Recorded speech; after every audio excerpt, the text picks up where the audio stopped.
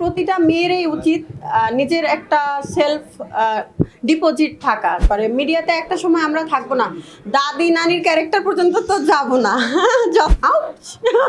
আমি কেন কান্না করবো? সামান্য এটা সেটটা একটা বড় কথা না। ও মাই গড, নায়কদেরকে তো নাচানো খুব কঠিন, যেরকম করে নায়িকাদের দেখে নাচানাচি করে। এই জিনিসটা খুবই আমার ভালো লাগে যখন দেখি কোনো মেয়ে কোনো বিজনেসের সাথে ইনভলভ হয়েছে। কারণ হচ্ছে প্রতিটা মেয়েরই উচিত নিজের একটা সেলফ ডিপোজিট থাকা, যাতে সে শেষ বয়সেও কোনো ধরনের বিপদে পড়লে কারো কাছে হাত না পাতা লাগে। এই জন্য আমি নিজেও বিজনেস করি, আমার নিজেরও পার্লার আছে, নিজুমেরও পার্লার আছে। এখন নিজুমের এই বিজনেসটা দেখে আমাদের সবারই ভালো লাগছে, আমরাও উৎসাহ পাচ্ছি এরকম ধরনের বিজনেস করার। আশা করি ভবিষ্যতে করব। একটা সময় তো আর আমরা মিডিয়াতে এইভাবে কাজ করতে পারবো না। আর মেয়েদের, আমি কিন্তু বলছি মেয়েদের সবারই উচিত স্বনির্ভরশীল হওয়া। কারণ হচ্ছে যখন আপনি নিজের পায়ে নিজে দাঁড়াবেন, সেটা মিডিয়ার কাজই হোক আর বিজনেসের ক্ষেত্রেই হোক, তখন কিন্তু অন্যের উপর দিয়ে আপনার ডিপেন্ডেন্ট হওয়া লাগবে না, কারো আশায় বসে থাকতে হবে না। কমে যাচ্ছে না, পাশাপাশি যদি সমস্যা কি, এটা তো আর শেষ বয়সে কাজে লাগতে পারে। মিডিয়াতে একটা সময় আমরা থাকবো না, দাদি নানির ক্যারেক্টার পর্যন্ত তো যাব না। যতই বলি সবসময় নায়িকা না থাকি, এই পর্যন্ত বেঁচে থাকে কিনা তাও তো জানি না। বাচ্চারা একটা সময় ছেলে মেয়ে বিয়ে দিব, সেই জন্য হলেও তো বিজনেসটা করা উচিত। আমি কেন কান্না করবো? কান্না করি না, আমি আজকে অনেক খুশি, আপনারা সবাই খুশি। আমরা এত সুন্দর একটা ইনভাইটেশনে এসেছি। ঈদের জন্য নাটকে কাজ করছি। আমার আগামীকালকে থেকে একটা সিরিয়ালে 7 পর্বের 21 টেলিভিশনে শুটিং শুরু, আর বেশ কিছু ঈদের নাটকে কাজ করব। আর বৈশাখী টেলিভিশনে আমার অলরেডি একটি সিরিয়াল যাচ্ছে, রসের হাড়ি বাড়াবাড়ি।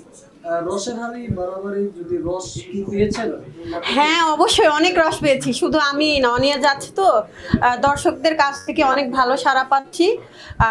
তারপরে আমার যারা আত্মীয় স্বজন আছে তাদের কাছেও ফোন কল এসেছে আমার কাছে যে ভালো হচ্ছে, আরো যাতে রানিং করি।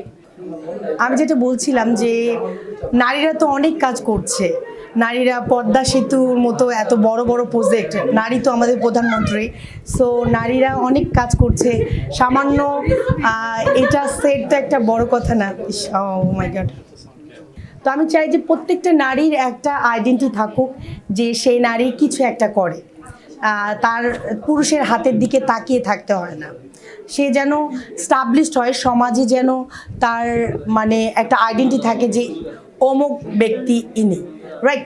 সো আমি চাই যে নিঝুম রুবিনা যেই কাজটা স্টার্ট করেছে সেটা যেন খুব ভালোভাবে হয়। আমরা চাই যে এটার উত্তর যেন আমরাও এরকম শুরু করতে পারি। আমি 3 বছর বয়স থেকে নাচের সাথে সম্পর্কিত আছি। আমি হচ্ছে